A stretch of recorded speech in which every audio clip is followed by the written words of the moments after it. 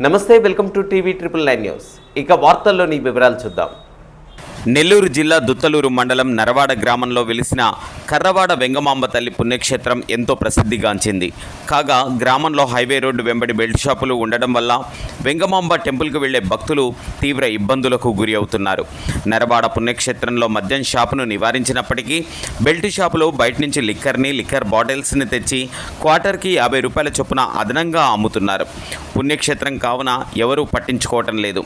ఇకనైనా అధికారులు ఎక్సైజ్ శాఖ వాళ్ళు కలగజేసుకొని బెల్ట్ షాపులు తొలగించాలని గ్రామస్తులు ఆవేదన వ్యక్తం చేస్తున్నారు.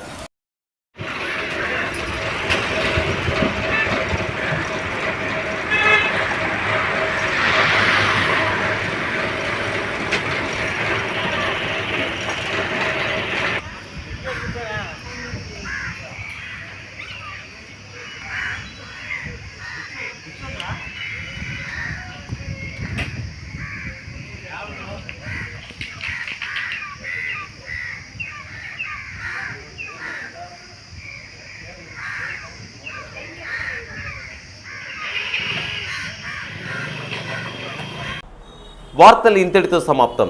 తిరిగి ప్రసారమయ్యే టీవీ 999 న్యూస్లో మళ్ళీ కలుసుకుందాం. అంతవరకు సెలవు. నమస్కారం.